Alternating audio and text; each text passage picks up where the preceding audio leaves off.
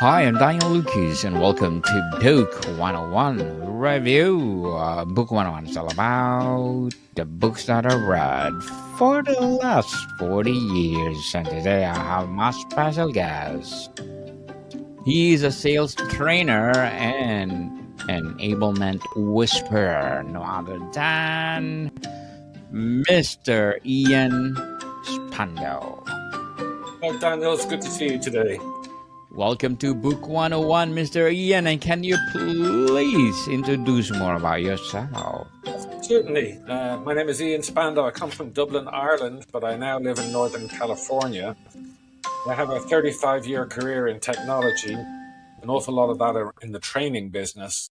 And I worked for big companies like Oracle and moved to America just 15 years ago. So I was a late immigrant and married here. My wife and I run a nonprofit dog rescue out of our home in Smartsville, California.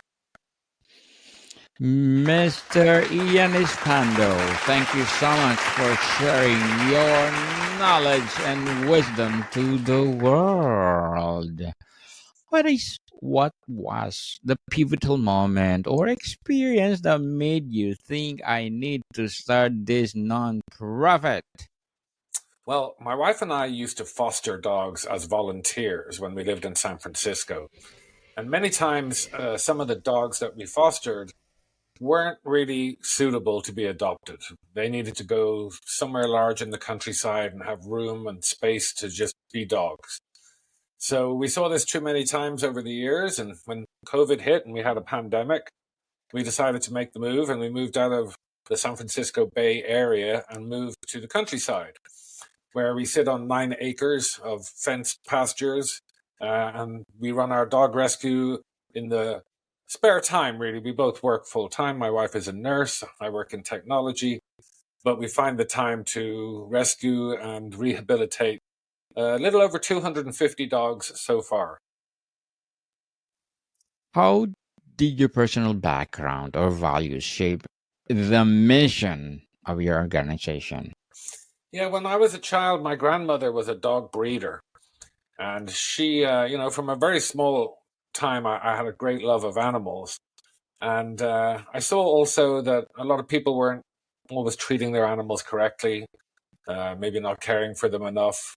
I myself don't have any children. My wife and I never had any children. So the dogs really become our children. And we care for them just like they're a family. What was the was there a specific person, story, or societal gap that become your why? Yeah, a few things really. I ran a software company in the 90s in Dublin, in Ireland. And I saw the way most companies and salespeople in particular were treated in a maybe not very respectful way. And there were some parallels in sales training and in dog training because, well, salespeople like rewards, right? They like to have bonuses and commissions and things like that. And Yes. dogs like to have a treat or a toy or something when they're training, when you're trying to teach them something. And there was a few different parts in my classroom where I realized that just like a pack, a sales team can be like a pack in the way that a pack has to have a strong leader. And if it has a strong leader, everything goes fine. But if the leader is ill or weak or absent or something like that, then things don't go so well for the rest of the team or the dogs. Did you ever imagine yourself as a non-profit founder before this idea took hold? I really didn't. I really didn't. It was always just a volunteer thing. My wife and I fostered many, many dogs over the years and didn't really think that we would be doing it ourselves full time. But there were a couple of dogs that we fell in love with that really just couldn't be rehomed. And we thought, well, the only place for them is for us. So we're a sanctuary as well as a rescue operation. So some of the dogs here are just going to live out their lives here. And that's just fine with us. What was one question, Mr. Ian, people always ask you about your origin story? I'm a bit of a mutt myself, Daniel. So I had a French mother, a Zimbabwean father, Argentinian and Malaysian grandparents. So I have a lot of different blood in me. And that I moved from Ireland to America, although we were immigrants into Ireland ourselves. So I've always liked to be a international person, if you like. And in the same way with the dogs, we don't have a particular breed or a favored type of dog. We'll take big, small, ugly, beautiful, doesn't matter. And I myself have delivered training in over 30 different countries. So I learned a lot about the, different intercultural issues that come up in the way that business happens differently in Asia, for instance, than it does in Europe, than it does in USA. And so that prepared me in a little bit for unusual or different experiences with both dogs and people, I suppose. Yes. Mr. Ian, let's talk about the challenges and resilience. What was the biggest obstacles you faced when turning this idea into reality? Well, like no surprise, it's funding. It's an extremely expensive business we're in. So, a typical neuter for one of the dogs that we'll take off the streets or out of the kennels might cost $500 or $600. We might do that 20 times a year. We had to create safe fenced areas and air conditioned kennels and heated kennels for the winter and cooled for the summer. So, really just fundraising is always a challenge. I recently published my first book. It's called Rescuing Dogs and Salespeople.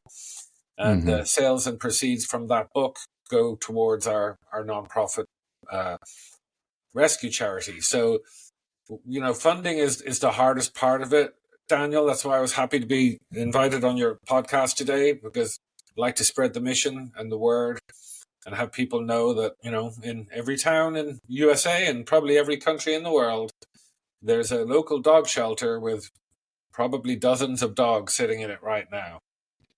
Yeah. So we like to spread the awareness. Yes. How did you navigate moments of doubt or criticism early on?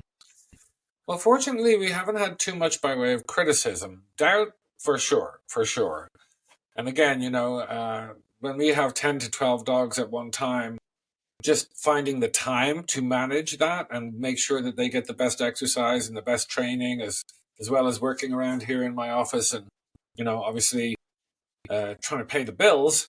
So the moments of doubt were when I went from being a full-time employee. I was a chief of staff at a software startup in Palo Alto, California, to going to being an independent consultant, which of course means you don't get that paycheck every 2 weeks. And Mr. Ian, as our rescue dogs and salespeople, what are your short-term and long-term goals? Well, really, long-term and short-term goals are both the same. We have a goal to rescue 1,000 dogs in our lifetime. My wife and I. I'm in my late 50s, so hopefully I can stick around long enough to keep doing plenty of more of what we do. Really, to spread the word and spread awareness, to train adults on how to actually behave around their dogs and how to provide a safe and comfortable existence for their pets. Definitely. How do you navigate moments of doubt and to continue your advocacy? Well, we're fortunate to have a lot of support. We have, I think, 12,000 TikTok followers, 3,500 Instagram followers, a couple of thousand on Facebook as well. So we get a lot of support and a lot of encouragement. I post a lot of videos about the rescues and about the outcomes that happen to the dogs. And then people, they can go to our Amazon wish list and they can buy a bag of food for the dogs or something like that. Or sometimes they'll buy toys or leashes or supplies. We have a couple of really great patrons who, all year long will try and do whatever they can to raise funds and help us with dogs.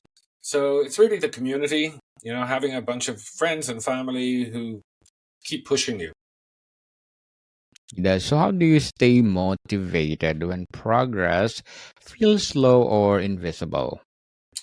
Patience, you need a lot of patience. We've had dogs here that have been with us for over 2 years before they were adopted. And, for 2 years, they might have behaved pretty badly and take a long time to train and a long time. We have a puppy here right now who keeps going to the bathroom in my living room, in my office. So you need a lot of patience in our business, Daniel. Yes. But it pays off. Patience is virtue, people. So let's talk about the impact and community. What's a story from your work that reminds you why this nonprofit matters? Well, the funding in particular for some of the government neuter programs has been cut recently. So where there used to be, each month they'd have a mobile veterinary clinic would come by, and if you had a dog that needed neutering or spaying, they would do it for free. Yes. But that's been cut significantly in the last 6 months. So now there's many more puppies being born, in barns and in sheds and in ditches. So it's really a bit disheartening when the government doesn't play its part. I know in other countries, they do far better than us with spay and neuter programs, for instance, for strays, or tagging street dogs so that they can be identified. We don't do anything like that here.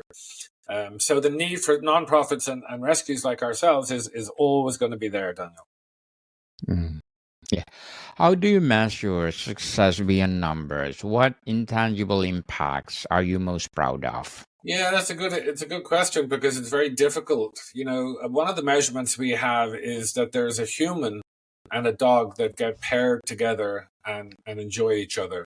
And we have many, many retired people sometimes, who are lonely and alone, and we found just the right dog for them, and then that changed their life. We've had another dog recently that went to a boy who had special needs, and the dog and this boy are extremely well bonded, and it's helped him an awful lot. So a lot of times it's the help that we give to the people who adopt the dogs. Obviously, these dogs don't have any say in their own future, right? So we obviously want to provide the best possible future we can for them. But it also has to have a matching human who needs that dog in their lives. How does your nonprofit address need that existing systems or groups overlook? Yeah, we work with several different nonprofits as far away as Azerbaijan. In fact, we had one dog here for a year that was flown to us from Azerbaijan to Los Angeles, and I drove down, or I flew down, and I drove her up here. And then we have another couple of agencies here in California who, if they have a special need, if they have a particular dog that they can't place easily, or we're in a vicinity where we can make a drive and pick up from a hoarding situation or something like that, we work with those partners too. So, Mr. Ian, what will be your advice for those people out there who want to start a nonprofit organization like you? Well, we use something called LegalZoom for all the paperwork, so that's one thing that makes it quite easy. You have to pay a few dollars, but they walks you through the requirements, the regulations, the compliance, all that kind of stuff is created, and it helps you create your own mission plan, the mission statement, things like that.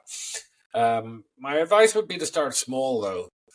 I'm aware of a couple of people who have been enthusiastic about dog rescue and have overwhelmed themselves very, very quickly. Because it's very hard to say no. We get a message probably every single day of the week of somebody saying, "Can you please take this dog? Can we surrender this dog to you?" So my advice would be to start slow and learn what you're doing first. Slowly but surely, people. Slowly but surely indeed. And Mr. Ian, thank you so much for your advice. What misconception people have about the problem your organization tackles? Well, I think a lot of people adopt dogs with good intentions and then aren't quite prepared for what that particular breed might do. Huskies are a good example. A husky is a working dog. It needs to be busy, it needs to be occupied, and a lot of people will adopt them because they look nice. But then they're not really familiar with the breed, so they don't know how to handle that. So, it's difficult when people have an emotional attachment to a dog but don't have the facilities or the ability to provide that dog with what they need. And a lot of times it can affect not just the dog, but the human adversely as well. Let's talk about the vision and legacy.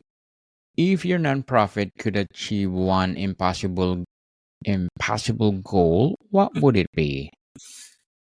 Empty the shelters, make sure that all these horrible, cold, concrete shelters that are filled with dogs who are looking for homes could all have companionship and a safe and happy life. We're in a crisis here in the USA. It's a phenomenal crisis. Every shelter is overcrowded, and every single day, many dogs are put to their end simply because there wasn't somebody who would care for them or foster them. How do you hope your work inspires others to engage with this cause? Well, I hope that, maybe one or two people would think about doing what we did, which is just start your own small nonprofit. Doesn't take a lot of work as long as you have a home and a garden and, you can get a couple of crates. Even if you save one dog a year, that would be One a dog a huge help. year. What's quality or skill you've developed as a founder that surprised you? That surprised me. Well, I suppose it's to be non-judgmental. People surrender dogs for 100 different reasons. A lot of times we'll post a dog online and we'll say, this dog was surrendered to us, we're looking for a new home for him. And people will get, judgmental. Oh, why did they give up their dog? They shouldn't have given up their dog. But I guess I had to learn that you can never make any assumptions, right? You don't know what's going on in people's lives. Change their job, they change their housing situation, maybe their family situation changes or something like that, and they're just not in a position anymore to care for their dogs. We've had many people in tears as they handed their dogs over. Like it was not something they wished, but it was something that out of love for the animal, they had to do. Mr. Ian, if you could go back in time, what advice would you give yourself on day one? That's an interesting one. Yeah, the same advice I'd give everyone else, which is probably take it slowly. We invested an awful lot of time and effort and money into setup. And it was very difficult. It was very challenging, a lot of construction and contractors and all that kind of stuff. So if I could go back, I might have planned some of those projects a little bit better and spent some more time on planning for sure, and maybe on cost analysis, doing a bit more research and learning a little bit better on what things were likely to cost. Very well said, Mr. Ian. Very well said. Beautifully articulated. Before we wrap up our discussion for today, Mr. Ian, I'm inviting you to please do listen to my other podcast, people. My other podcast, because my abstract essay is already in 5th season, abstract poetry in 2nd season, book 101 review in 5th season, comedy 101 in 2nd season, and food 101 in its 5th season as well. Geography 101 and love letters in its 3rd season, and my baby podcast, Mental Health 101. Movie 101 review and music 101 in 4th season, and science 101 and sex 101 in its 1st season itself. So please do listen wherever you listen your podcast. Mr. Ian, how do you want your nonprofit to evolve in the next decade, and what role do you see yourself playing? Well, I'll continue to be the founder, and what we'd like to do is expand our volunteer base so that we can open up more foster homes in our community, and obviously in that way we would be able to rescue more dogs. Yes, people, for sure. Please continue your organizations and help more less fortunate dogs all over the world. So, Mr. Ian, thank you so much for sharing your organizations to the world. So can you please invite our listeners to support your advocacy? Yeah, we'd love you to go to www.spandowhouse.com, which is where you'll see some of our dogs and you'll be able to help in any way, or follow us on TikTok, YouTube, Instagram, or Facebook. Yes, people, let's support Mr. Ian Spandau, because if you support him, more and more empowering dogs to come. So, Mr. Ian, thank you so much for your time. Thank you, Daniel. Take care. Have a great rest of your day. Modicon people, see you soon.